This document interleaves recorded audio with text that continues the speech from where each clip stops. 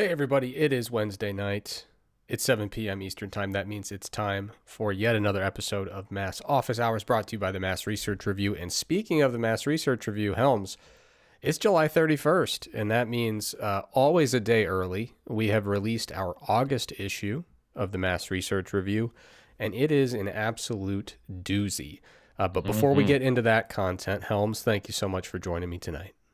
It's a pleasure. I'm always just overjoyed to be doing the Team Eric's thing with you on Mass Office Hours. And yeah, this is a really good issue. It's one of my favorites because there's a lot of cool stuff on both the body comp front, some cool stuff on the training front.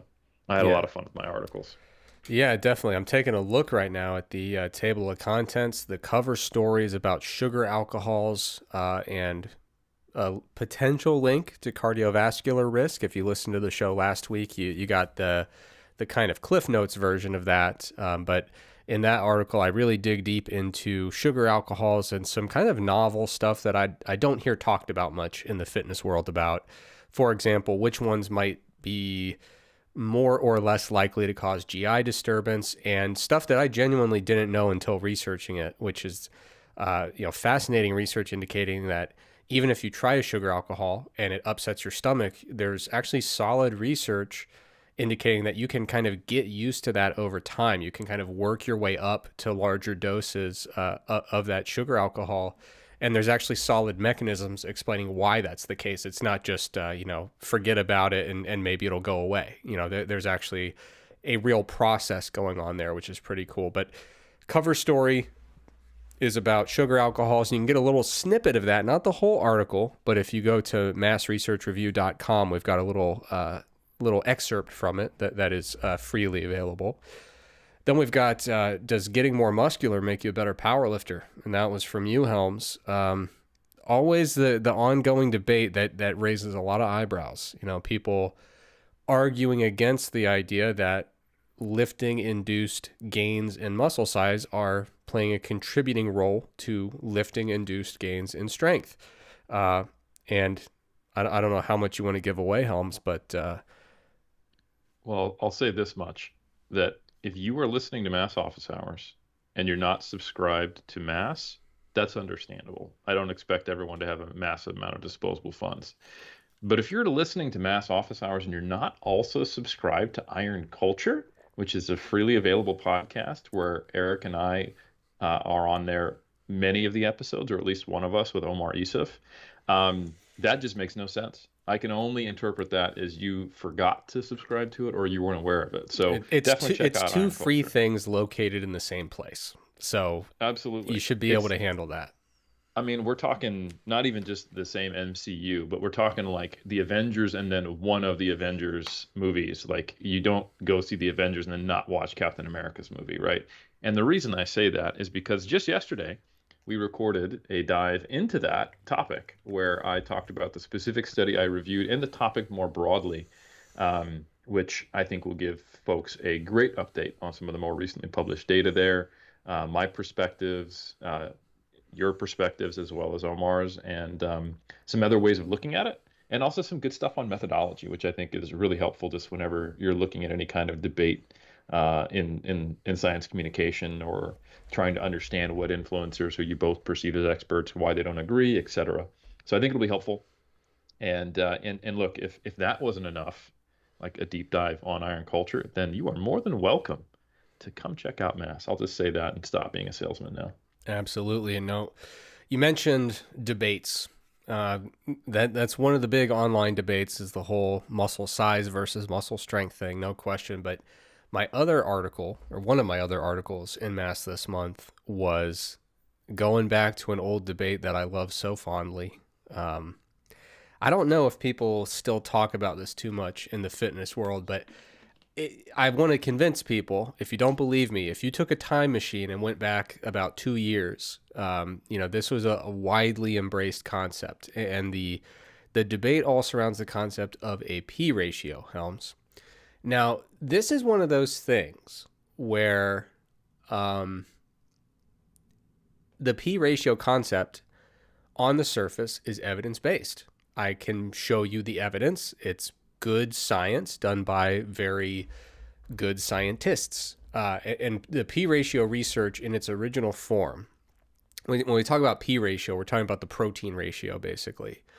And the P ratio aims to quantify when there is a particular change in body mass, what percentage or proportion of that is a change in fat-free mass versus a change in fat mass, right? So for example, if you're bulking up, you gain 3 pounds, 2.5 of it is fat-free mass. That's excellent, right?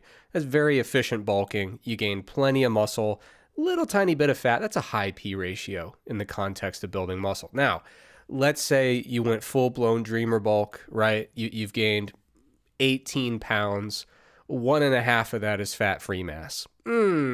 That's rough. Welcome to my sophomore year of college. Okay, so it happens, right?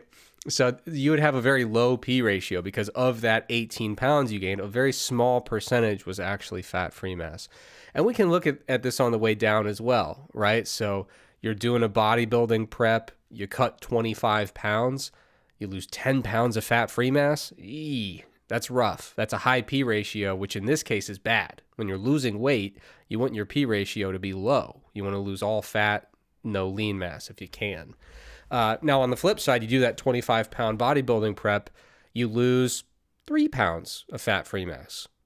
You're doing well there. That's a very solid prep, right? So you've got that nice low P ratio in the context of cutting. Now, that is simply a metric. That's not a theory. Where the theory comes in, and this was pioneered by Gilbert Forbes. I believe Gilbert was his first name. Back in the 1980s, published a couple papers that come to mind specifically saying, hey, you know, when people with different baseline adiposity or body fat, when they gain and lose weight, their P ratios seem to be different, right? And this evidence came from studies that involved, for example, patients with anorexia nervosa or patients with, class 3 and above obesity. So we're talking about BMIs in the 40s, 50s, and beyond, right? So really kind of at the extremes of the body composition spectrum. And most importantly, these individuals in all these studies do not lift weights at all, okay? But what Forbes generally found was he could plot this nice little curve that kind of tracked really well with the observed P ratios, and the stuff that they observed was pretty straightforward, pretty intuitive, right? If I have 55% body fat and I for some reason go on a huge bulking diet and do not lift weights, I'm probably not going to gain a ton of fat-free mass, right? I'm already probably well above the population average in fat-free mass, right? At that point, obviously the gains I'm making are not going to be high-quality gains. Conversely, if I take someone who has been engaged in treatment or inpatient treatment for severe anorexia nervosa, we're talking about people who have severe atrophy of their limb muscularity, their torso muscularity, even their organ mass. During their refeeding protocols, their carefully medically supervised refeeding protocols to get them back to a healthier weight, it should be no surprise that they're actually going to put on a decent amount of fat-free mass because they have perilously low amounts of fat-free mass, right? So in terms of weight gain, there's this pretty intuitive and I would say fairly obvious relationship, but credit to Forbes for actually kind of plotting it out mathematically and kind of getting all that data together. And of course, the opposite is true for weight loss. Same general principles, but if someone is, 45% body fat and they say, I want to lose 20 pounds, but I'm worried about losing muscle. It's like, you're going to be all right. We're not worried about losing a bunch of fat-free mass. We got plenty of room to go before we start worrying about that. But if you're dealing with someone or, working with someone who's 8% body fat and they want to get to like 4.5, you better check every box and mind every little detail to make sure that you are not sacrificing fat-free mass, because when we start getting leaner, we don't have much fat to lose, and there's a much higher likelihood we're going to start tapping into some of that fat-free mass. And anyone who's ever over-dieted for a bodybuilding show, my hand is up. It is really shocking how quickly you just push a little bit too far And it's really stunning how precipitous the losses in fat-free mass can become.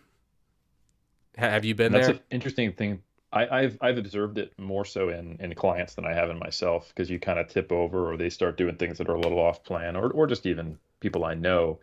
And I think on this it's a podcast. I think we've talked previously about how when you're gaining lean mass very effectively, your scale weight goes up relatively quickly relative to your surplus because of the low energy density of lean tissue. You see the same thing when you start to really chew up muscle on a cut. You start to go like, okay, I mean, we're pushing hard, but we should only be in a 500 calorie deficit. We're losing weight is dropping a lot here, Yeah. and that's a bad thing. Yeah. You don't want to be seeing fast weight loss in someone with single digit body fat percentage. It should be visible only over multiple weeks at that stage. And I think it's really important to remember that it sometimes people think about weight loss as, oh, a good rate of weight loss is 0.5 to 1% of body weight per week. That's true in many cases, but think about it. The visual look when you have 30 pounds of adipose tissue on your body and you lose 1 pound, it's a 1/30th reduction. When you only have 8 pounds or 9 pounds of adipose tissue on your body, you can get the same relative change in appearance from a third of a pound of fat loss. And that's actually what you should be going for. And I've just seen like I don't have a study to prove this, but you cannot rush the process is one thing I've experienced. You can be behind the eight ball at 20 weeks out. You can even be behind the eight ball at 8 or 10 weeks out. But if you're behind the eight ball at 4 weeks out, you just suck it up and go, I'm not going to be shredded, because you'll get a worse outcome trying to crash diet. You will probably get marginally leaner, but at the loss of a substantial amount of lean tissue, and the look will actually be noticeably worse. Yeah. Yeah. When I did my pro debut kind of back to back, the prep for that one, I was prepping and I was like, listen, the hunger, not worried about, not really having a lot of food cravings. I wish I could sleep better, but that's not really there's nothing I'm gonna pull out of my bag here that's gonna rectify that, right? So I was just like, okay, we're cruising then. And at the time toward the end where I should have said, okay, we made it, bring the food back up, let's chill, I just said, I'm comfortable on my diet. I'm gonna keep riding it out.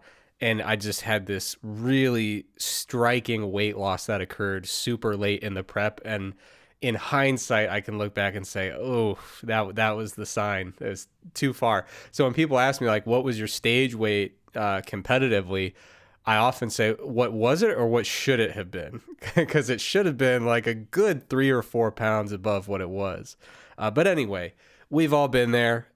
So P ratios, without question, there is merit to this general concept that, if you have plenty of body fat to lose, you got more wiggle room. If you're absolutely shredded, you got to be a little bit more careful, right?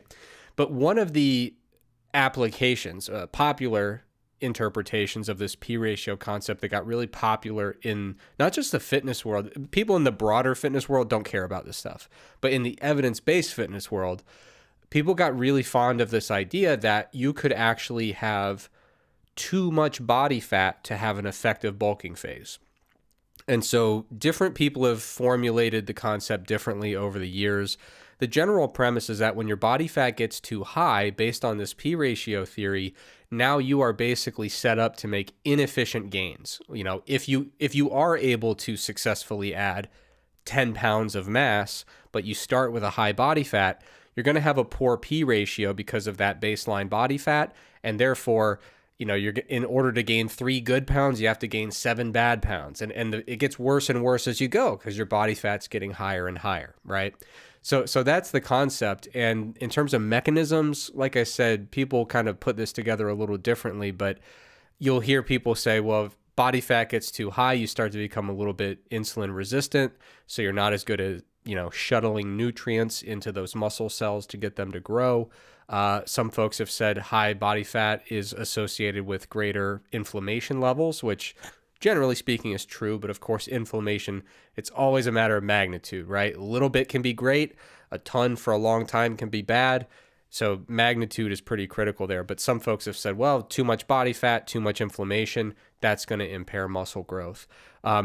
Other folks have just said, hey, if you have a bunch of body fat, it is going to strain your ability to train. You know, you're going to get so exhausted rep to rep, set to set, it's actually going to impair your ability to do the type of training volume you need to add, you know, muscle in accordance with a really high quality bulking phase. So for all these different potential reasons, people got fond with the idea of saying before you bulk up, you should cut down to a level that's going to prime you for leaner gains, prime you for growth, put you in a position where you don't need to accept all that unnecessary extra fat gain in order to add high quality lean tissue. Now, how low did that have to be? Again, it depends on the person you ask. Some people would just say, well, get down to 18% body fat or 15% body fat or 12% body fat. So I think some people would even say 10% body fat. You got to get down that lean before you embark on your next bulking phase. Now, if you've been a Mass subscriber for a while, if you've been following my content for any period of time, then you know we've done a big back and forth with this. Many articles, many podcasts, YouTube videos, Mass articles, the whole deal. And I felt that I presented a fairly compelling case that I can't, it's hard to prove a negative and say there's no way this could possibly have any merit. But what I did in my articles was push back against the proposed mechanisms that have come up, and also highlighted the areas in the research where if this P ratio concept does apply to lifters, we should expect to see it in scenario A, B, C, and D. And in my articles and podcasts and so on, I would go through those scenarios and say, we either don't observe what this theory would predict, or more commonly, we actually observe the opposite, right? How many times do we see people with high body fat go into a training program and they are perfectly primed for the leanest gains ever, in the sense that they lose substantial amounts of body fat while building muscle, and their high baseline body fat really facilitates the ability to make the gains that are so lean that their P ratio cannot be calculated. It breaks the mathematics. Okay. So anyway, that has largely been the back and forth has occurred. The dust has settled. It's been adjudicated. People have made up their minds. But in this month's issue of Mass, I had to cover a new study that sheds even more light on it. And the reason why, Helms, is because it's sumo wrestlers. It's good sumo wrestler data. And I'm a sucker for two things. Number one, good data. Number two, sumo wrestler data. Because it's just the extreme, right? If you're into big, strong, muscular, you have to be into sumo body comp studies. And in this case, they actually did a really nice job with it, where they used doubly labeled water to look at their energy expenditure. And you can actually use doubly labeled water to estimate body composition as well. Because the deuterium that was new information for me, by the way. Oh yeah, which is pretty cool. It dilutes and kind of distributes throughout the fat free or total body water pool, and so then you can kind of get an estimate of total body water, work back to fat free mass from there, and get a really high quality body composition estimate. So it's a nice way to go, especially for a population like sumo wrestlers, where, to be totally honest, they're often, especially if you're looking later career sumo wrestlers in their prime, they're often too heavy for the weight limits of a DEXA. They're often too wide to fit in a DEXA. There's challenges doing, caliper testing.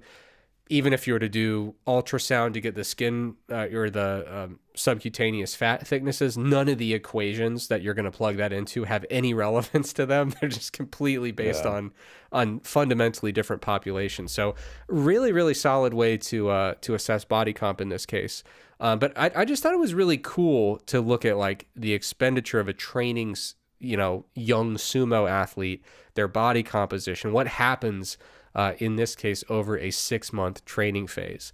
So I'm not going to go into all the details. I've kind of been blabbing on and on here, but I do want to kind of hit the highlights with this study. First of all, Helms, you know that I went back into the lab because I'm fascinated with energy expenditure. So I got to know, how many calories are these early career sumo athletes burning during their training? Now, I should mention, these wrestlers ranged from 13 to 17 years old. So these were junior sumo wrestlers, kind of adolescent, early teen years. And so for that reason, we're not looking at sumo wrestlers who are, already up to like, 450 pounds or anything like that. So the average weight at baseline in this study was 100 kilos. Now that's a big 15-year-old. Make no mistake. Yes. That's a 220 pound kid. Okay. So these are big guys. But make no mistake, they will be bigger. Okay. That's how sumo works. But it was really interesting to see some of the data that came in here. So in this particular study, they did their measurements before and after a 6-month period of training. At baseline, energy expenditure was about 4,200 calories a day. Now, I think that's fascinating because sumo is serious. They train a lot. Okay. Like usually in sumo, you're going to like literally live on the premises of the place you train. They train all day, multiple training sessions. And believe it or not, it takes a lot of energy to move around a big body. So one of the reasons I think it's cool to highlight that number is because, man, the Olympics are going on, right? I feel like every time you watch the Olympics, they say, now this athlete, would you believe that they eat 41,000 calories a day to fuel their intense training? And the number goes up every 4 years, right? And so eventually we're going to get there. And eventually you're like, are they eating uranium? Like what density of energy are they consuming to make this happen? But there's all these stories about who's eating these crazy amounts of calories, and that kind of trickles its way down into the fitness world. And people say, oh, if I want to bulk from 145 pounds to 150, I need to eat like 10,000 calories a day. Folks, you don't. Okay, we're talking about 220-pound sumo wrestlers here who are training their butts off all day and growing. And they're growing. Yes, they are in their like I don't know when peak height velocity is reached during that kind of teenage growth spurt, but they're probably close to the thick of it here. So yeah, these are growing, highly active, large folks training their butts off, and we're talking about expenditure of 4,200 calories per day. So when you're making your bulking estimates and trying to figure out where to get started, keep that type of number in mind. And that's what we tend to see even when we look at folks that are doing field sports that are running up and down the courts. You look at, reasonably high level rugby players, a lot of times total expenditure in the 4,000-ish kind of range. Basketball players, it varies a lot because basketball players, could be 5'11" or they could be 7'2", right? So if you're looking at low levels of competition, it might not be that crazy, but once you start looking at, okay, so you're running up and down the court, but you're also 7'2", 275 pounds. That's a lot of calories getting up and down the court. But even for them, we usually see estimates in the 4,000 to 5,000 range, largely scaling to body size. So yeah. And this actually lines up with some of the stuff you've alluded to coming out of Herman Pontzer's lab of that 2.5 times basal metabolic rate as kind of seeming to be, because that data included studies of athletes, right? Absolutely. And that's the thing that I find really striking is that there was recently a systematic review on energy expenditure of athletes, and the handful of sports that they had a decent amount of data. This is all doubly labeled water data. The handful of sports where they had like a decent number of samples were soccer, rugby, and basketball. And I found it really striking that if you were to just tell me, just based on the demands of the sport purely, if I'm playing basketball and I'm playing soccer, if anything, I would have guessed that my energy expenditure would be higher during soccer. Maybe that's naive, but I would have thought they'd be pretty similar. But that systematic review, the numbers tended to be kind of comfortably higher in basketball. And I really do think it comes down to the multiples of BMR and the fact that we're talking about athletes of very different body size, even though the kind of in-game characteristics of movement aren't totally dissimilar between, they're not identical, obviously, but yeah, they're on the field running around, and what you see is kind of like, okay, soccer is lower than rugby, kind of, which is a little bit lower than basketball, and it really did seem to kind of work within that body mass BMR multiple type of framework. But anyway, if you're bulking up, that's just a word of caution. If just over 4,000 calories does well for sumo athletes, then you probably don't need to be going for like 6,000, most likely. Now in this study, it was really cool because they were in just very slightly positive energy balance, right? So over this 6-month period, the calculated caloric surplus was 5.6 calories per day. So like they were just flirting with like the smallest surplus you could possibly achieve there. And the drum roll, what everyone's looking for is what kind of gains do these folks make? And with sumo, it's important to recognize there weren't a lot of details about their training, but usually you're going to have a lot of wrestling because that's the sport. But usually with sumo, there is some element of resistance training. In some training camps, that can take the form of more traditional sumo exercises that have been done for hundreds, if not thousands of years. But they're more kind of like body weight type, sport specific strengthening exercises. Other training facilities, they've kind of incorporated more of what we would consider more traditional resistance training exercises to supplement some of that stuff. But if you're a sumo wrestler, you would like to be strong and you train accordingly. What that strength training component looks like can vary from gym to gym. But in this case, these folks, they started at 33% body fat. And over this 6-month period, they gained 2 kilograms of total body mass with that very slight caloric surplus. Their change in fat-free mass, they gained 2.1 kilograms and they lost 0.1 kilograms of fat mass. So these were, functionally speaking, the leanest gains one could make in the absence of meaningful recomping, right? So sometimes when I would say, hey, what about these studies on people with obesity? People would say, oh, they're recomping. That's completely different, bears no relevance to this idea of PRatios, right? Because they're in a deficit that knocks down the inflammation. It's physiologically a different game. But in this case, we can literally point to this group of athletes and say they were training, they were 33% fat at baseline, and they did the perfect bulk, right? They gained 2 kilograms and it was 2 kilograms of fat-free mass. Now, a perfect bulk, maybe you gain weight faster, right? You build more fat-free mass in that time frame. But at the end of the day, when it comes to this P-ratio concept, again, very difficult to prove a negative, but I am getting to the point where after seeing the body comp results that we observe in, for example, first-year athletes who are collegiate football players, who are linemen, they enter their camp, their first training phase, they enter usually at like 25% body fat. They put on slabs of muscle, Helms, and they lose a kilogram of fat while they're doing it, right? In this case with sumo, they're coming in at 33% body fat, making the cleanest, purest gains that an athlete could make. So if there is that body fat percentage that you need to cut to in order to make high quality gains in your next bulk, all I can really infer is that if that number exists, it's higher than 33% body fat. Can I provide the question that probably many people are thinking right now? Yes. But Trexler. Okay.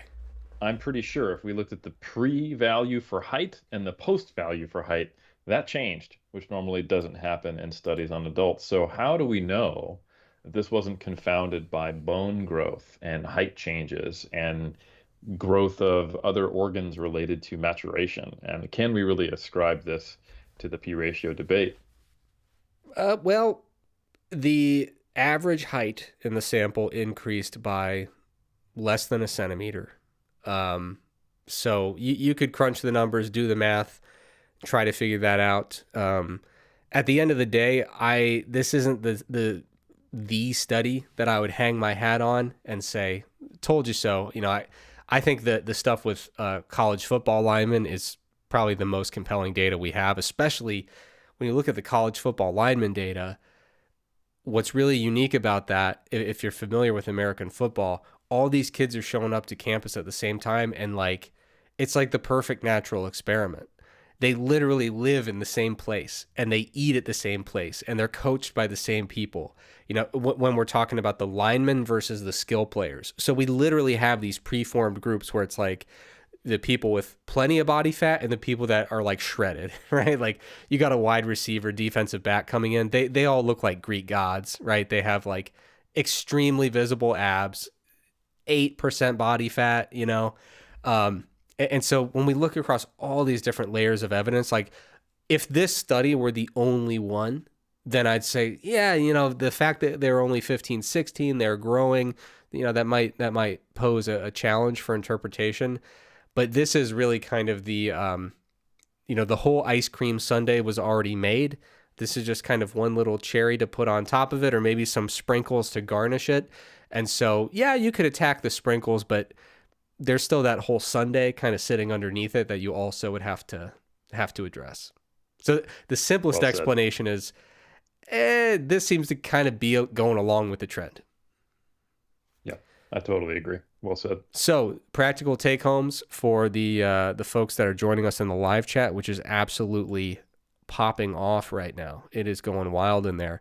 The take home message is, do what you want to do, man. If you want to cut before a bulk, by all means, go for it.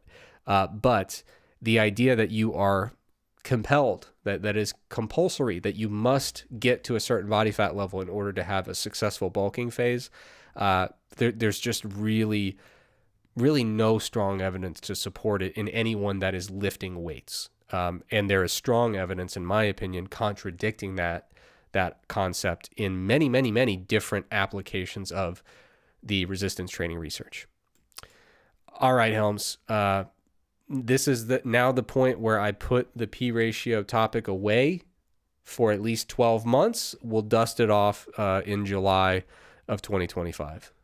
Or perhaps 12 minutes, because I'm sure there's going to be some questions based upon that. Yeah. Okay, now we got to get to the live chat because these folks, we appreciate them so much. They join in every week, and we are here to serve them and make sure they get the answers that they're looking for. So Helms, this one is good for you. First of all, thanks to Ethan for joining in from Melbourne, all the way out on the other side of the world for me, right in Helms's backyard over there. But 3-hour flight across the Tasman Sea, but totally. In the big picture, separate continents, totally fine. Helms, think back to when you lived in America, and America was all you knew, this beautiful land of, what's the line in the song? The amber waves of grain, all that stuff. Parking lots. Basically, New Zealand is part of Australia in that from that mindset, correct? USA, baby. Yeah. Yes. Okay, so let's talk fish. You're the man of the hour here because you are the fish guy. Looking to eat more fish. I'm marginally concerned about mercury. Heard mention of it on the last Iron Culture. I mostly eat salmon or trout in doses or servings, I should say, of 220 grams roughly, measured raw daily. So 220 grams daily. So is there any cause for concern here? Should I get mercury testing? What do you think? I would say, based upon what we know of which fish are high in mercury, neither trout nor salmon is, and you are well above the 2 servings per week.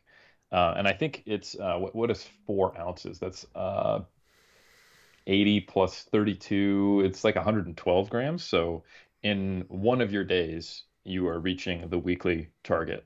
So if you are a little concerned about it, you could reduce that consumption substantially. You could cut it in half and probably save yourself a pretty penny as well, because I know out here in this part of the world, salmon's expensive.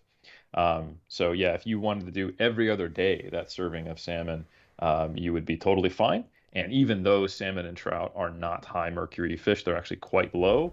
I would be surprised, even with your current intake, that it was too high. And if you cut down to half of that, you would still be well above kind of the maximal saturation threshold where you would be expecting to incorporate as much of those wonderful DHA phospholipids into your lipid membranes and getting all the benefits at literally half the dose, if not even less. All right. I'm always down to save a couple bucks. That's always nice. Now, Helms, we've got another one here that is just right down your wheelhouse here. So let's go. Question about those silly research studies where people are calling out their reps and reserve estimates, where people are terrible research. Shouting it out. Okay, I got 3 more. Then they keep going. Okay, I got 1 more. They keep going. So in those types of studies, do you have any concern that could psychologically anchor them to that number and ultimately skew whether or not they were actually hitting failure appropriately. So, if they say, hey, I've got 7 left, are they kind of, priming themselves to kind of aim for 7 more rather than going to true failure where maybe they had 11 left, right? I would say yes. I would say if it was framed as, is there some concern? Then the answer is yes. And the question is to what degree is that a problem? It's hard to quantify.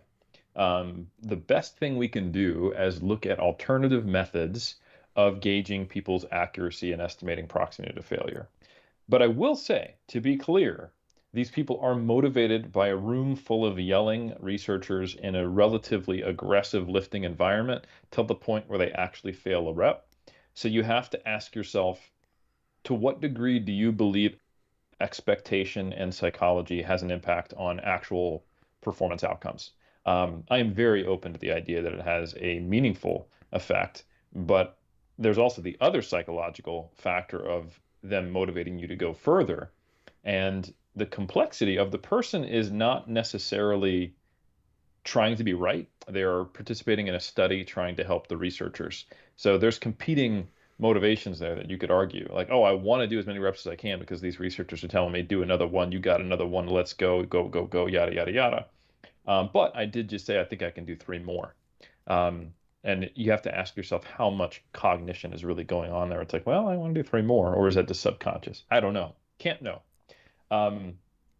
However, we do have other studies, and probably the most compelling data that I've seen is that when we have people go to failure at some of these similar relative loads, and we use velocity, and we track at what point they are actually hitting failure, we see similar relationships. And when you have people, even in RPE studies, when you track velocity concurrently, they have pretty strong agreement. So you would have to actually be expecting people who are being instructed when they're tracking with velocity of putting maximum intended concentric effort out to also be perfectly kind of pacing themselves to appear as failure on velocity rather than just thinking, oh, that felt hard, I'm going to stop. Yeah. So I would say it is a potential confounder, but the degree to which it can confound, I think, is not going to be much more than a rep or something like that.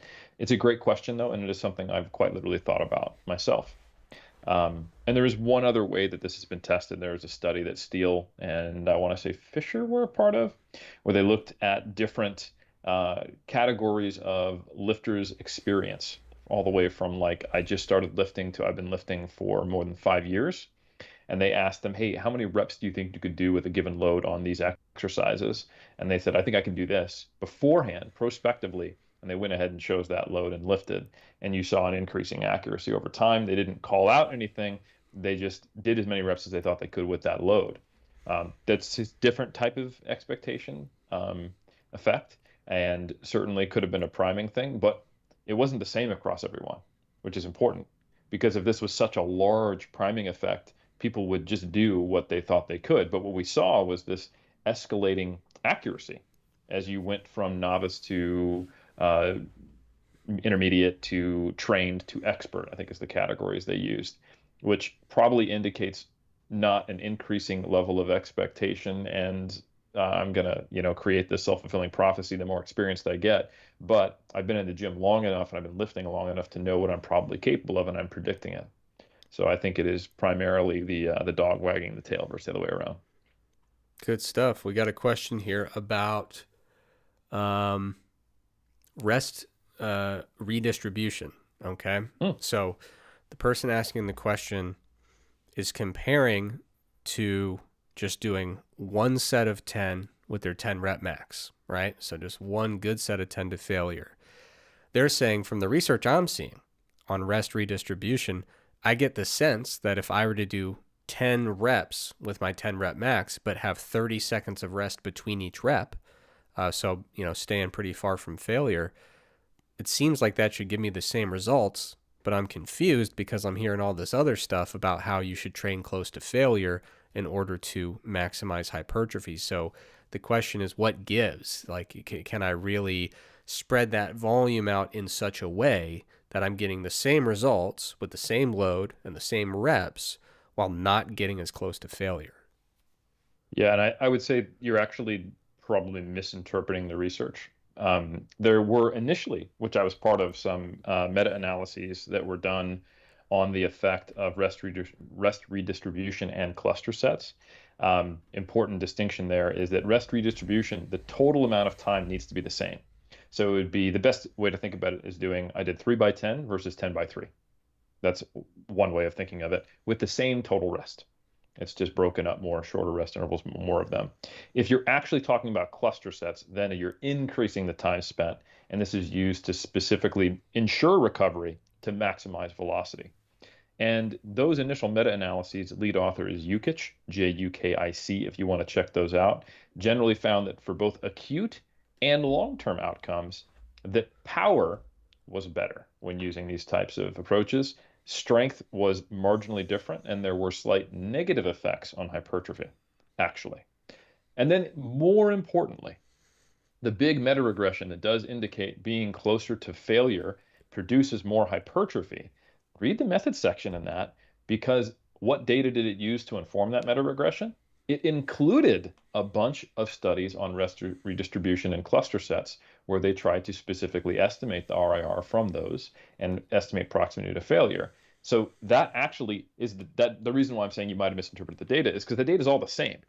The most up-to-date, largest analysis we have that's actually now no longer a preprint, but fully peer-reviewed and has been published by Robinson and colleagues, includes the data on rest redistribution, and it still indicates that being closer to failure produces more hypertrophy. And from a mechanistic understanding of this, going closer to failure, if we want to think about what is going on and why is that different and why do we get some divergent outcomes, when you're actually involuntarily slowed by a load that you're externally lifting and you're resisting, that means that you're going to be exposing individual fibers to more tension for reasons that I probably don't need to go into. But that point of slowing is also associated with some adaptations that are not helpful, both in the acute and long term for power production. In the acute, it's simply fatiguing and it creates more muscle damage, and it means that your next performances are not going to be as explosive. You're producing less force.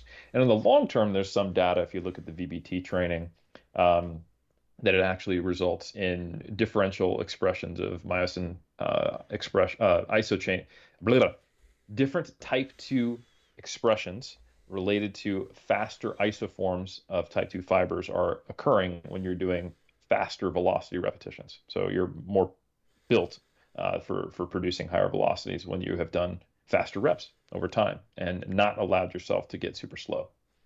Yeah. All right. I'm going to go a little out of order here. First one is about, I genuinely don't know anything about this, but Ron asked, whatever happened to desiccated liver tablets? I remember every old school bodybuilder was huge on them back in the day. So what happened to, what were they for? That's a good question. Yeah, so there was a ton of hype around taking liver tablets. These were popularized. We're talking like 70s, 80s, and they maintained some halo effect into the 90s and even early 2000s because like the guys in Pumping Iron were taking all these liver tablets.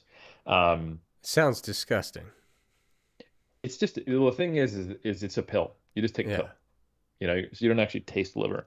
And I think the idea is that it's really, really high quality amino acids and it's going to build muscle. But I'm aware of literally no research on liver tablets. It was just something that everybody bought into. I think it was their vitamin or mineral content, which was espoused as being especially high potency and high quality. Yeah. And if you're really hardcore about it, you'd actually grill up some liver and eat that. So yeah, and I know that general genre of supplement has kind of made a bit of a comeback, but it's already kind of dying down, I think. But as the whole like primal carnivore diet thing got a little bit bigger, people got really into that idea of, that the catchphrase, it's come back a bit. The catchphrase was like eating from nose to tail, like eating the whole animal to get all that nutrition, because you are not eating any other foods. And so I know people were putting out supplements that were like, yeah, it's got a little kidney extract, a little liver extract, a little heart extract, a little testicle extract. It was just like everything, So, hey, supplement world's, it's wild. Now, I think Frank Zane used to take something like 20 tablets a day, or that was at least what they said. well, Yeah. if it worked for him, who am Yeah. I to judge? Um, all right, got a couple questions from different people, all about RDL. So for some reason, people are really into RDLs tonight. So first of all, a while back, you got a minor hamstring pull from doing RDLs. Did you I did. eventually train through it, or did you skip lower body work and let it heal completely before you started to get back on the horse there? Great question. Yeah, it happened on the fourth set, 12 weeks post-con, 6 week post. Anyway, I was early post-contest and probably being maybe a little too aggressive. And I was really excited about the rapid strength gains. And I was on the fourth set of 5 or 6 with like 170 kilos. Minor strain. I noticed it, stopped it, did not do hamstring curls. I had 2 lower body sessions in the week. It was my second one that week. So on Tuesday when I came back, I just trained quads and calves. I did not do any hamstring training on that day. And then when I came back to the same workout where I normally did RDL, what I did instead was I just did light hamstring curls, didn't do the RDLs except for my warm-up sets. So I went bar, 70, 90, felt a little bit and stopped there. And then when I came on the next Tuesday, I went basically full bore on hamstring curls, got a feel for it. Oh, I totally forgot to mention this. I started doing BFR on my hamstring work, and but I went full bore with a light load, which is great. That was a way for me to work around it. And then when I came back to RDLs after the first week, 1 week post injury, I just did warm ups. The next week post injury, I actually did BFR RDLs, just going up to around 100 kilos. So that's, maybe 60% of one arm or something like that.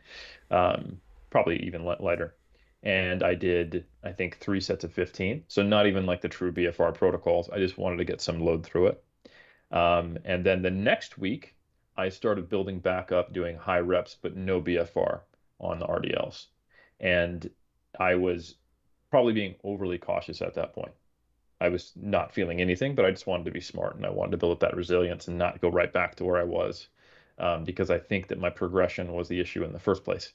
If you kind of look at the progression of load and volume on RDLs compared to what I was doing in prep, it was a relatively fast, acute change, which if there's anything related in predictive injury, that is one of them when you see workload spikes. Yeah. All right. Now, staying on theme here with RDLs, Mm-hmm. got a question about technique. So Yep. this individual is doing their RDLs specifically focusing on hypertrophy for the hamstrings and glutes. Their question is about engaging the lats. Do it or not? So they're arguing that when they really engage their lats and keep the bar really close to their legs, they feel like, it's basically a little bit easier for their hamstrings and glutes. In comparison, if they don't keep their lats as tight and they let the bar kind of, fall forward as they hinge, then it kind of makes it a little bit tougher on the hamstrings and glutes. They don't have to use quite as high loads in order to get a really good stimulus that way. So are you tucking those lats all the way in, or are you letting them hang? So I think uh, I hate to say this, but more often than not, when I see people do RDLs, their technique's off in some other way. So like if I answer this with the assumption that everything is perfectly done in terms of their performance of the RDL and they notice this difference, it would be a different answer than what I typically think is going on when I see someone show me an RDL and they send it to me. Their knees start tracking forward. They're doing either a little bit of a squat, or they're losing tension on the hamstrings. And the reason why keeping the bar closer helps is because it cues them to not let their knees track forward, or their knees are going to track forward either way, but now there's slightly more load because the lever arm is longer because they're letting their arms drift out in front. So most of the time with RDLs, what I would like to see someone do is video themselves from the side, and they want to look for any forward knee travel. If there's any forward knee travel, fix that first. Don't worry about lat activation first. Another thing that will often happen, in addition to often forward knee travel, is the hip joint going down. So it turns into a little bit of a squat. If you can do an RDL to where your hips move back only, not down, and when your knees unlock, but they don't move forward at all, and your spine stays roughly neutral, you're going to shift a ton of tension onto your hamstrings. There's no other way around it. You're basically doing kind of that standing track athlete single leg, hamstring stretch that you get taught when you reach towards the foot without letting your back round. And that's the way you want to perform it. And you shouldn't notice a tremendous difference if you're doing it properly from engaging your lats or keeping that bar close. Another way that you can kind of test this is do a good morning. And that, for some reason, because maybe you're not thinking about the implement moving down and back and you can just have it secured on you, you may get a better stretch in your hamstrings, even though quite literally the bar path and the load is in the same spot. Your arm's attached to your scapula, you've got the bar over your scapula, you're doing the same thing. You should be. And sometimes people will find that they can get much better form doing a good morning. And another really useful way is if you have access to a hex bar. I think this is a great way. And again, you'll feel the same amount of stretch and load through your hamstrings. And again, if you do feel less and you can lift heavier, then you can just load the bar more. The biomechanical change shouldn't result in there being really too much difference in the load on your glutes and hams. So, like, I would say you just want to keep the bar in line with gravity. Like you shouldn't really need to do any more than just keeping your back tight and in one position to keep the bar close. If the angle of your arms is such that they're not straight down to the ground, then you are trying to like pull the bar back into your body more than needed, but your shin should be in the way of that if you think about it, depending upon your body length. Like if you have a very long torso, then yeah, the bar is going to be not touching your legs. And if that may be the case here, but I think your goal is just to keep your back tight and let the bar travel straight up and down while your hips move back. I think you really do want to focus more on hips moving back and forth rather than bar moving up and down. That's a really good kind of external cue for properly performing RDLs in such a way that you get a nice emphasis and placing that tension on the glutes and hams. You mentioned keeping your back tight. I finally got in today to do my initial evaluation with an in-person physical therapist. My Road to Recovery Olympia 2028. They said I was done. They counted me out, etc. But got my evaluation done today, and my physical therapist was very disturbed. She was like, your lumbar region does not move.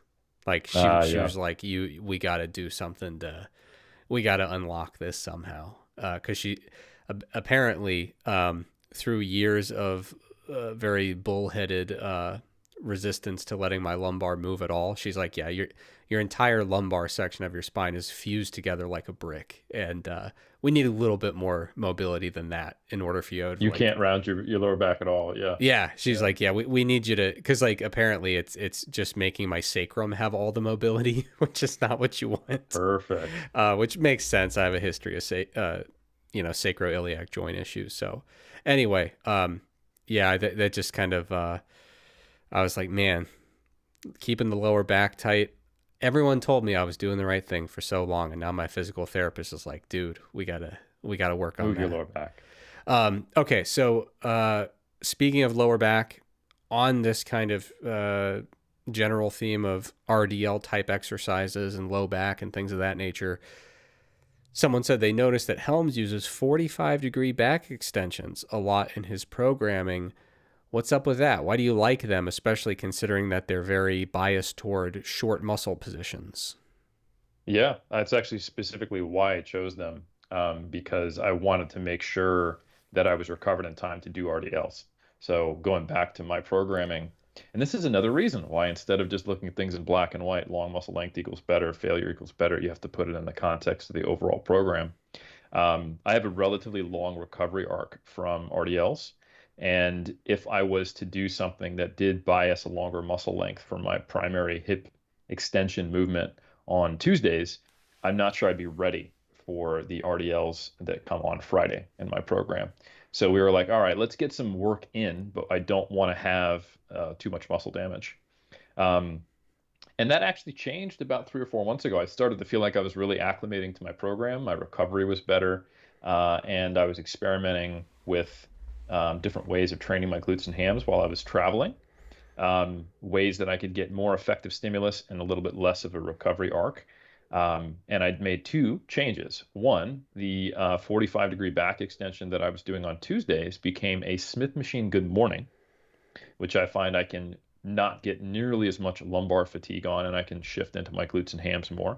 But obviously, if you think about the strength curve there and the way that works, it's going to be biasing the longer muscle length position.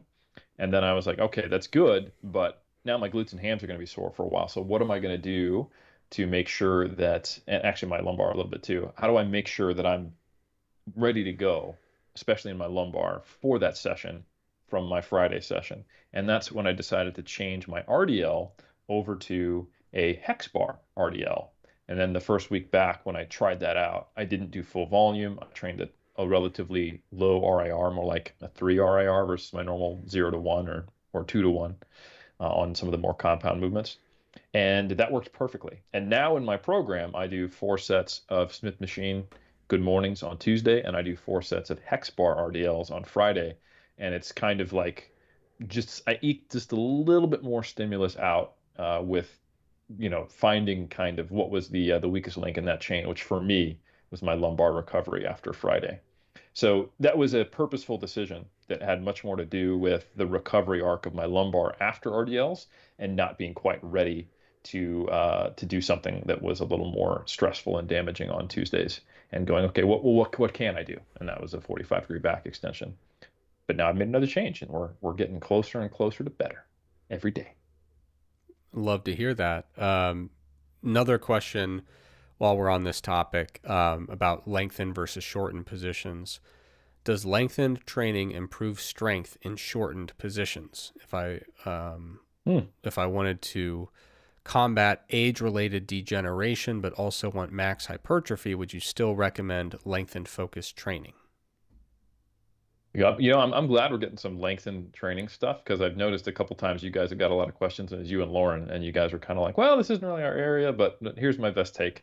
And not that you guys didn't answer those questions well, you did, but there's a couple times like, oh, I know this study. Anyway, so the interesting thing about training at long muscle lengths is that it does seem to enhance hypertrophy to a greater degree than training at shorter muscle lengths. However, we still want to think of force production as being specific. And when we think specific, that kind of is a throwaway term that doesn't really mean anything. But if you look at some of the classic studies on, say, doing isometric force output at different joint angles, you see that the further you get away from a given joint angle that you're training at, the less transfer you'll get into strength at other joint angles. So you can imagine if I had a leg extension machine that every 10 degrees of movement I could lock into place, and you could be in those positions and you push as hard against that pad and we could measure the force. This is exactly what an isokinetic dynamometer can do if it's being used in an isometric fashion. Basically, 10 degrees up and 10 degrees down, you'll see pretty similar strength if you were to train at a given angle. But if you were to go further than that, you see a huge drop off in that force production transfer. So I think it's a great idea to train and emphasize longer muscle lengths from a hypertrophy perspective. And then as far as age-related declines in force production, muscular strength, I think you want to think more about what are my basic movements of life? What are my activities of daily living? And what types of things do I want to do to ensure that I maintain functionality and strength through a full range of motion? And the beauty of that is that many of those types of movements are pressing related and squatting related and deadlifting related, and they already are what I would describe as lengthen biased. If you were to bend over at the waist and pick something off the ground and you decided, you know what, I want to make sure I'm good at that, you do an RDL, which is an exercise that heavily biases the lengthened position of all the muscles involved. If you were like, oh, I need to lift something over my head, a shoulder press, and almost all pressing, not even almost all pressing movements are hardest at the initial point when all your muscles are longer. It's really just avoiding doing partial ranges of motion for exercises, uh, you know, that do have a lengthened bias in the bottom position, like doing a half squat or only pressing for the first, part when you come down, like doing a bench press but stopping your arms at 90 degrees. Obviously, only use the range of motion that you comfortably have with your prior injury history, joint mechanics, and individual biomechanics. But most of the movements where you kind of have to really think about this, like, oh, how do I make sure that I actually get some effective training at a longer position, are going to be related to back training, and they're going to be related to calf training, and they might be related to like isolation movement for specific heads of the delts because we often use dumbbells or something like that. So I think most people don't need to think a tremendous amount about this for most of the activities of daily living. You want to do some gait patterns, get some lunges in. You want to do some deadlifts, picking things off the floor. But yeah, squats, deadlift, and when I say squat and deadlift, I do not necessarily mean a barbell. This could be a goblet squat. This could be a sandbag deadlift. This could be, unilateral versions. And I think just basically maintaining strength through all of your joint ranges of motion is a good idea. And then for hypertrophy training, yeah, you want to start thinking about which movements would not necessarily provide higher tension and longer muscle lengths. All right. Someone in the comments said Trex is clearly so over the questions about long, long muscle lengths and lengthened partials. Listen, I don't judge the questions that come in. We are here to help. We're here to serve. It is true that I am not particularly captivated by the topic of lengthened partials or training at long muscle lengths, but that's why we bring in people like Helms who very much enjoy talking about it. And then I sit here and twiddle my thumbs and roll my eyes and try to maintain good body language. That's right. So we had a question here. Oh, someone had mentioned that we should consider bringing in guests from outside of Mass, and they said that there are plenty of really promising Erics out there that we could consider bringing in, because that is technically the one major criterion. You don't even really need to exercise or have any expertise related to fitness or nutrition. Really, just anyone named Eric will do. So be sure to drop those recommendations in the chat. So let's see here. I lost my spot. Wait, I know we had someone joining us from Sydney. Man, we are really just crushing it in the Eastern Hemisphere. Question here from Joel. Do you think equivalence tests should be used more in hypertrophy research? How would you set a smallest effect size of interest? I'd say, sure, the more the merrier. I like having all sorts of different statistical tools and approaches. Equivalence tests certainly do come in handy from time to time. You could also use Bayesian approaches when looking at this, so saying, is the data more in favor of the null hypothesis or the alternate hypothesis? Kind of making a probability-based assessment of that particular question versus just rigidly sticking to null hypothesis testing, looking for differences rather than equivalence. So in terms of setting the smallest effect size of interest, I'm going to throw that right back at you and say interest is in the eye of the beholder. When you're setting that, obviously you want to make sure that your choice is defensible based on how precisely you can actually measure the outcome of interest. You don't want to say like, oh yeah, this little tiny imperceptible thing is interesting to me, where it's like you have no meaningful way to distinguish that from measurement error. So it cannot be, at least in my opinion, actually considered a meaningful or interesting difference. But yeah, hypertrophy's tough, man. Like when you're talking about setting an effect size of interest, we're talking about a thing where effect sizes are not enormous, and it takes a long time to induce a particular effect size. And man, listen, hypertrophy research is tough, right? Like if you think about, like, if you were a personal trainer and you had 30 clients and you said, oh, for those 15, I'm going to have them put on about 6 kilos of fat-free mass, but for the other ones, we're just going to do 3. Like, come on, man, give me a break. It's not that easy. And, you're going to have people in that 6 kilogram group that are, crushing it and they gain way more. Other people who don't gain an ounce. There's going to be people with bad sleep, bad diet stuff outside of the gym, stressful lives. It's tough, man. So yeah, I can't give you a good number for that, but hopefully researchers when they're setting that. They have a defensible metric. If all else fails, you can fall back on some of those, basic thresholds for effect sizes and say, okay, give me a trivial effect size. For me, if it clears the trivial bar in the context of hypertrophy, I'll take it. But you're going to have to do a little better than that if you're talking about something like, hey, my study is framed as treating sarcopenia. You're going to have to do better than trivial, right? You're going to have to give me something where I can say, hey, this is changing quality of life. You're going to live 5 years longer because of this intervention, right? So yeah, always in the eye of the beholder there. Let's see here. We've got someone asked about training age. Yeah, here we go. I found my spot again. So Helms, we often tell these stories about getting into lifting, right? And you start out as, kind of skinny, kind of weak, and your first year is glorious. You gain 30 pounds, you get bigger, you get stronger. People you haven't seen in a while, they say, oh my God, what happened to you? You're so big and strong. But that's not everybody's experience. Some people enter the fitness journey and they have some body fat that they want to lose before they get too wrapped up in the whole idea of getting huge and muscly and bulky and all that stuff. So the question here is about how you view the concept of beginner gains for someone who begins their fitness journey with a really big extended cutting phase. And it sounds like the question is kind of getting at, let's say my first 2 years getting into fitness, I'm mostly cutting. Are my beginner gains going to come once I switch into a surplus for the first time? What do you think about that? I think it really depends on the context of the cut.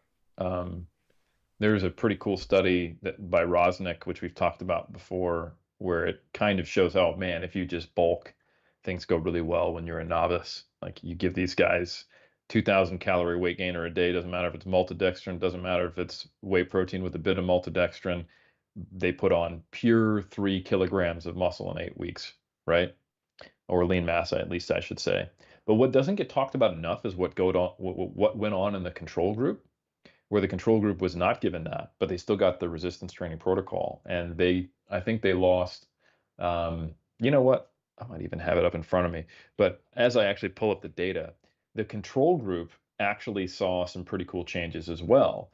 They gained not quite as much in terms of the amount of muscle mass, but they were actually in a net deficit when you look at the data. So I actually got the figure here in front of me. So they lost almost on mean 1 kilogram of fat mass over the course of the study, and they gained roughly a mean of 1.5 kilograms of fat-free mass. So this is, if you do the math, they are in a deficit, not a large one, for the entire like the entire 8 weeks of this study, because of the energy density of lean mass versus fat mass, which is almost a 10-fold difference. I think it's actually like a 9-fold difference. We just actually used that in the papers. What was it, 1.5 kcals per or grams per kcal of fat-free mass, and like 9 for fat mass or something like that. Does that sound right? Oh, you're muted. I can't hear you now.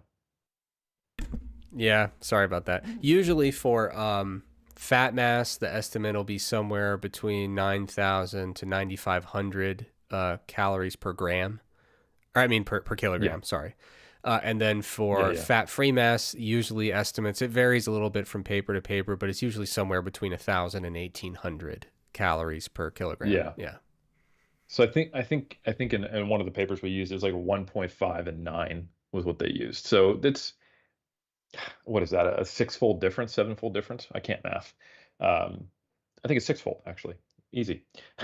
So if you think about it, if you're gaining a 1.5-fold difference in terms of lean mass versus the amount of fat mass you lose, that's a deficit. So in this example, I'm not sure that every single person would choose to gain 3 grams of fat mass and have no change in 3 kilograms of fat-free mass and have no change in fat mass. Some people would go, no, I'd actually prefer to lose a kilogram of fat mass and gain 1.5 kilograms of fat-free mass. I think that would make my body comp look better. So this is often framed as, the guys in the control group missed out because they didn't do the bulking thing. But I think it's the stimulus from a progressive, effective resistance training program should really not be underestimated in a novice. So if you were doing entirely unadvisable things on your deficit, you had a low protein, extremely high calorie deficit, poor weight training program, mostly consisting of cardio, then yeah, you probably will see some newbie gains that come down the track once you do all those things right. But if you had a pretty good training program and you were in a slight deficit and you're cutting at a moderate pace, you might have not been making the same rate of gains as you would have otherwise, but you probably still were making some good gains. Um, I'm not sure which one is good news to you. If you're at the end of a cutting phase and you're like really excited about going on this bulk and hoping you're going to get the big novice gains, that may not be good news. But if you're worried like, oh, did I squander my novice gains, or did I not get them? I would say, A, you probably got some of them. And the good news is the novice gains will wait for you. It's not a time window. It's an adaptation relative to your potential. And when you have not made much of an adaptation, then it's still waiting there. And I've seen many times where someone who actually, I've seen it pretty commonly in female physique competitors. They had a dieting background, they got serious about weight training, and they finally have their first true off-season quote unquote bulking phase. And they're like, oh wow, like I'm making really, really good gains now because I kind of stretched that out and just I did everything I could to slow that down except for training hard in terms nutritionally and trying to stay too lean.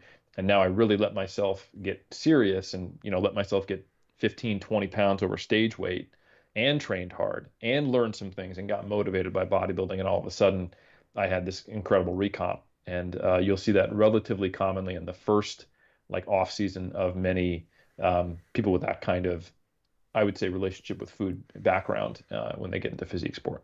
Yeah. Yeah. I like how you put that. It really is, your beginner gains a lot of times will actually end up coming in waves, right? You have your initial beginner gains where it's like you just touch a weight, you're going to get something out of it, right? But then a lot of folks, when they kind of flip that switch and they go from training in a really disorganized, suboptimal way, and they say, okay, I've been following Eric Helms for long enough. Now I know what I'm doing. I'm going to really kick things into gear. You really do get a lot of times like a second wave of beginner gains. And ultimately that becomes at a much smaller scale what training is for you beyond that point, right? Like eventually you start to kind of go through this iterative process. I know a million years ago, I think on Iron Culture, we talked to Mike Touchier about that, how it was like, yeah, like when you first get started, you touch any amount of weight, you have this huge jump in growth and then you plateau. And then you do even just the slightest sensible change to organize your training, and you have this huge jump and then you plateau. As you get more advanced, those huge jumps become almost imperceptible jumps, to be totally honest, when you get to like Mike's level, right? Yes. But that really is the process of making these, either qualitative or very substantive quantitative changes that actually elicit what can be viewed as a truly superior stimulus to what you had been doing. And you kind of enjoy the fruits of that labor. And then eventually the question is, well, okay, what's the next rock that we turn over there and try to get that next little jump? And for absolute sickos like Helms, that is a thrilling pursuit, no matter how marginal the returns get.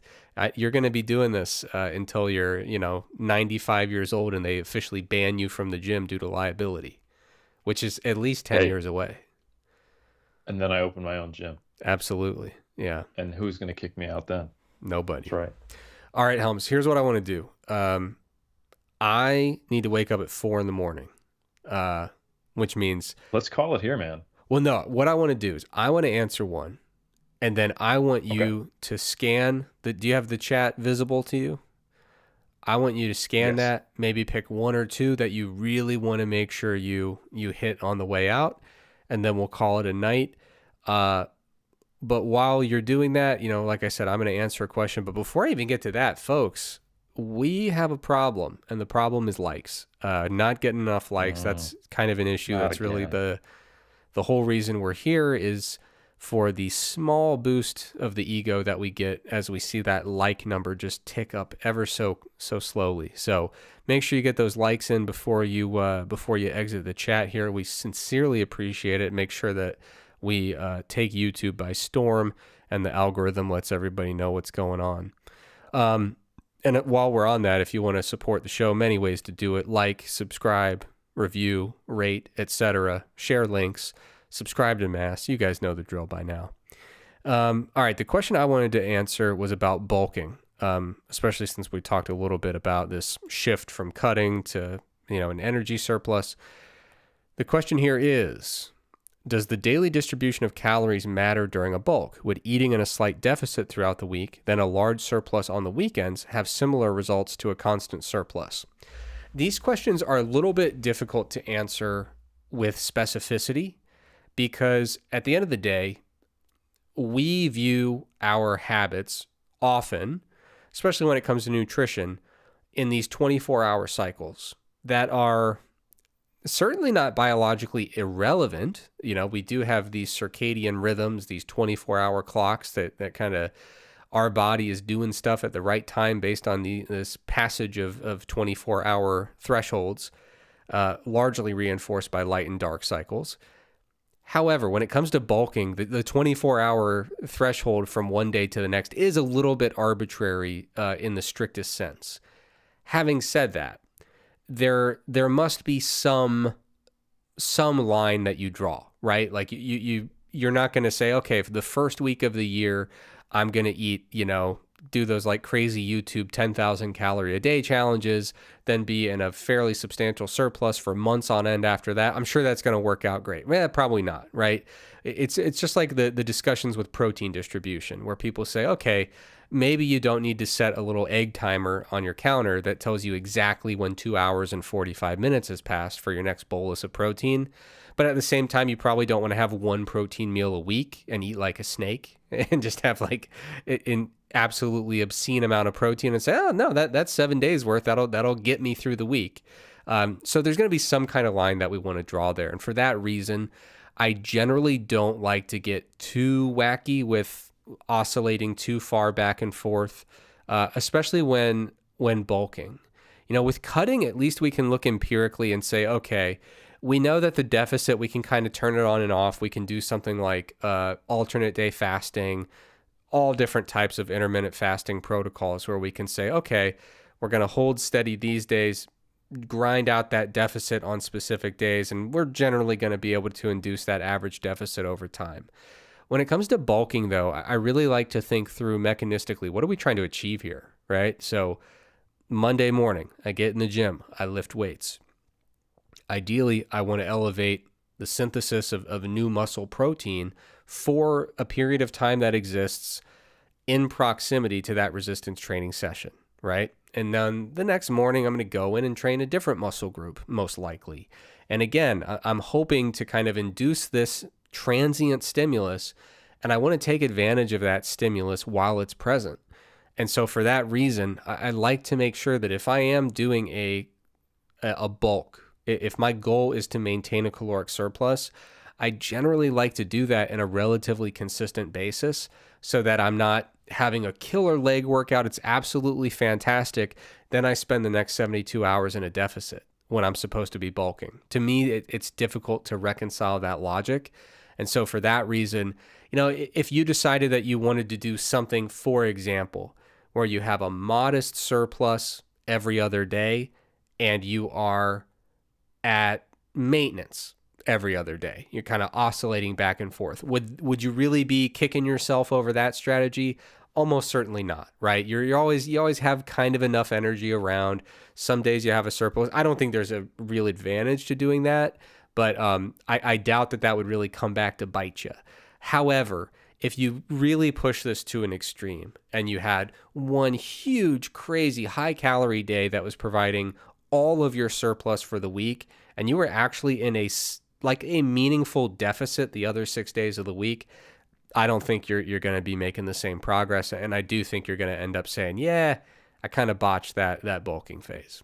Helms, at this point, the floor is yours. You can opine on my previous response if you like, or dive right into the one or two questions you want to answer. I'm hanging it up. I'm walking away from the microphone. It's all you. You did well. And I've only got one question I think would be really helpful for a lot of people because it's a broadly misunderstood concept, and that's from Killer Katibi. And that is if I hit 90 pounds for 10 reps 1 week and then 100 pounds for 9 reps the next week at the same RIR, is that still considered progress and an overloading stimulus despite the volume load being the same? And I think um, volume load just needs to be understood as it's roughly a workload metric, but it's not necessarily something that needs to progressively go up. And the most important thing I want you to understand is that progressive overload is something that you don't get to decide as much about versus something that occurs in response to what you do. You're arbitrarily deciding that you're going to do, let's say, 3 sets of 90 pounds on a given exercise. Do you actually know what you need to overload from where you were? What is the threshold for adaptation? And what's the point where you're doing so much that you're actually, impeding that process from fatigue? No, you make an educated guess. And this is sometimes where I get a little hung up with the way we present what's maintenance volume. Oh, it's 1/9 based upon the Bickle study. Well, it's not just 1/9. Like, what if you're doing 2 sets right now and you're growing? How do you do 1/9 of 2 sets? And will that maintain the adaptations you're getting? Right. So we're making an assumption about absolute versus relative. And I think there's definitely a big difference between, let's say, there's also some data on more trained individuals, maybe 30 or 40% is a more appropriate amount of sets. But if you're doing 10 sets and you go to 3 or 4, yeah, I'd probably bet that would be hopefully a sufficient stimulus in the short term to maintain things. What if you're doing 30 and you drop to 12 sets? That's substantially different based upon our overall understanding of there being a relationship between the absolute number of sets you're doing and stimulus. So I think we have assumptions about wherever we are versus where we need to go or where we have been that our body really doesn't care about. An overload stimulus is not something that we necessarily know what it is or what the threshold is.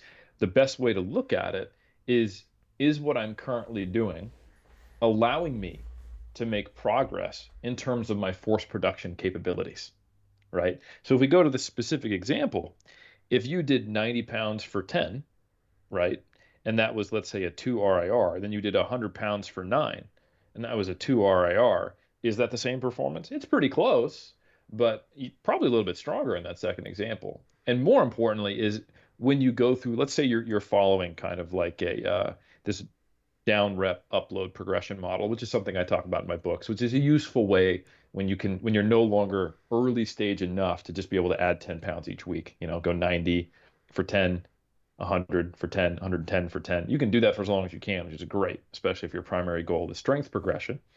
Or if you don't really care about the strength side of it and you're just trying to chase a certain proximity to failure, you could stay at 90 and do 10 reps, 11 reps, 12 reps, or however many you need to get to, say, a 1 RIR in your first set, right? Or something like that. But this progression model where you do 10, 9, 8, and you're going up 10 pounds each week, more importantly, just look at once I've gotten back to that same first load, okay, I went 90, 100, 110, 120, and then I'm going to start back at 90 or maybe 100. And then can I do 100 for one more rep? And if the answer is yes, it's not a question of was that a progressive overload? The answer is the fact that I am able to now do a better performance when I'm comparing like to like indicates that I have been doing a sufficient amount of overload to adapt. And while adaptation is constantly happening, you don't want to get caught in the mindset of thinking that it needs to happen every time you repeat a given exercise. It's great when you're in the phase of training where that can occur, or in a spurt of training, as you alluded to earlier, Trex, because it's not linear, where that is occurring. Like right now, for the last 4 or 5 months, I'm finding something in each workout when I repeat it on a week-to-week basis, even though I've been lifting for 20 years, where either I'm getting maybe a volume PR, which I would describe as, okay, let's say on my incline press, I'm working with 38 kilo dumbbells.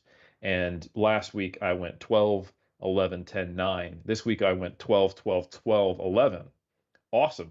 I didn't hit 13, right? So I didn't actually get a quote unquote PR, but training at a 0 to 1 RIR, I was able to do more total reps. So I had a little more endurance. I didn't get as fatigued. Instead of hitting a 9.5 or a less than 1 RIR, RPE, and RIR on my first set, I hit that 1 RIR and then I could maintain it. And then I hit a 0.5 RIR and then I hit a 10 and then I got a drop off. So I would encourage you just to see sufficient overload allowing progress rather than I need to prospectively enforce progressive overload. And the way that you ensure that you have sufficient overload is just getting the dosing right. So if your RIR is in place, which I would say most of the time, if you're training for hypertrophy, you want to be in that 0 to 3 range, occasionally taking sets to failure where it's safe to do so. You're not doing any more sets with that given muscle group. It's a low fatigue exercise for hypertrophy. Awesome. And then if that's occurring and you're accurately gauging RIR, you're in the money. And then it's just, am I doing an appropriate amount of volume for me to make progress? And the one place where I do like volume load is you can look at a given exercise, and if any of those factors are going up, because it's sets times reps times load, you'll see an increase in volume load. So if volume load is not going up, rather than going, oh, I'm not inducing overload, you go, oh, that's an indication that I'm not adapting because I'm not able to get more reps somewhere or more load. Maybe I need to change the dose. And then the question of whether the dose should go up or down is based upon, am I recovering, and are all my other environmental factors in place? Sleep, sufficient caloric intake, stress, macronutrient intake, all that stuff. So hopefully that helps you understand that you don't necessarily need to push, because that can often result in like poor technical execution, training closer to failure than intended, what have you. More so, it is, am I adapting? Do I see the ability to progress? And then am I recovered? And if you're not adapting and you are recovered, it's a dosing issue or an environmental issue. And if you are actually, adapting and you're recovering, then you don't have to do anything. That's great. All right, beautiful. Always good to clear up the. A lot of times we get so many questions about progressive overload, the different forms it can take, what progression actually looks like, how you can quantify it. So it's always good to revisit that topic. All right, Helms, I think that does it for tonight. You crushed it. You fielded the vast majority of questions and did so expertly. I was a little disappointed that you couldn't pull out more history on desiccated liver tablets, but we will we'll make that into a little research project and do a book report on it one of these days. Next time, or we'll have to get Connor Heffernan on here. Maybe have a little history mass episode. That'd be fun. Or get back to the first ever creatine product while we're at it. By what was it? Justus von Liebig, who made his meat extract in the 1800s. It was the first ever creatine-ish supplement, way before they had any idea what creatine was. Well, hey, I tell you what, next time we get on, I'll do some, you tell the creatine story, and I will also have a historical story prepared, and we'll have a little science history and lifting history episode. Beautiful. And then we'll have Connor fact check it and let us know we got everything wrong. Yes. All right, folks, appreciate you so much for joining us. Regrettably, we couldn't answer everything in the live chat. That is a consequence of our incredible success.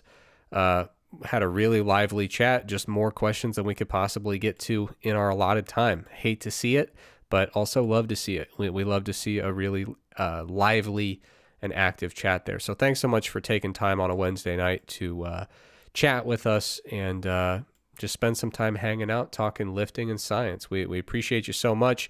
Be sure to like, rate, subscribe, share, all that good stuff. That will do it for tonight, and we will see you in exactly 1 week with another episode of Mass Office Hours.